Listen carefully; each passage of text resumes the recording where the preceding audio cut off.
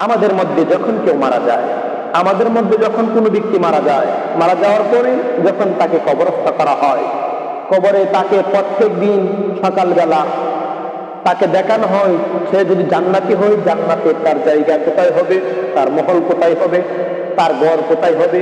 সে যদি জাহান্নামী হয় তাকে দেখানো হয় জাহান্নামে সে কোথায় থাকবে, তার ঠিকানা প্রত্যেক দিন সকালবেলা প্রত্যেক দিন বিকালবেলা তাকে দেখানো হয়। সুবহানাল্লাহ, সুবহানাল্লাহ, সুবহানাল্লাহ।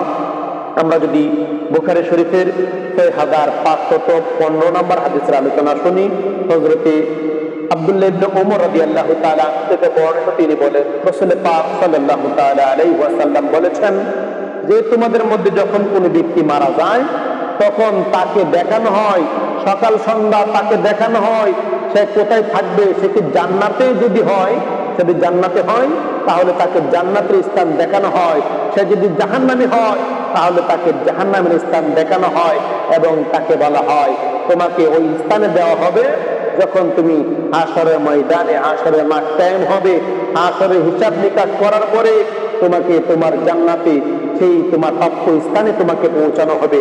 আর যদি সে জাহান্নামী হয় তাকে তা বলা হয় তোমাকে তোমার প্রাপ্য স্থান জাহান্নামে তোমাকে ওই নির্দিষ্ট স্থানে তোমাকে দেওয়া হবে। আল্লাহু আকবার, আল্লাহু আকবার।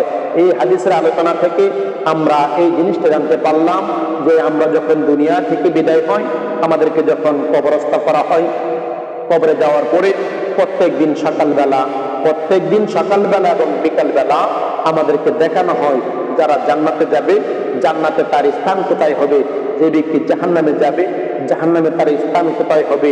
আল্লাহু আকবার, আল্লাহু আকবার। এই জন্য প্রিয় ভাইয়ারা, আমরা দুনিয়াতে মুসাফির হিসেবে আসছি, দুনিয়া থেকে আমরা বিদায় হয়ে যাব, দুনিয়াতে আমরা ভালো কাজ করব।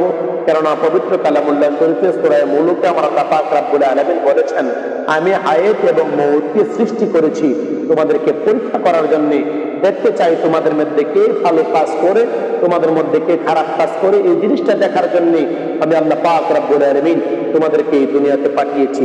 এই জন্য প্রিয় ভাইয়ারা, আমাদের প্রত্যেকের উচিত আমরা ভালো কাজ করব, আমরা আল্লাহ পাক রব্বুল আলামিনের সাথে কাউকে শরীক করব না, রাসূল পাক সাল্লাল্লাহু তাআলা আলাইহি ওয়াসাল্লামের চরিত্র অনুসরণ করব।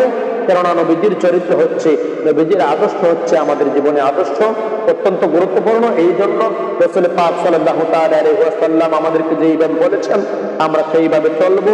আল্লাহ পাক রব্বুল আলামিন আপনাকে আমাকে আমাদেরকে বোঝার তৌফিক দান করুক, আমরা যেন সঠিকভাবে চলতে পারি এবং হাদিস শরীফের আমল করতে পারি, সেই তৌফিক যেন আল্লাহ পাক রব্বুল আলামিন আপনাকে আমাকে দান করেন।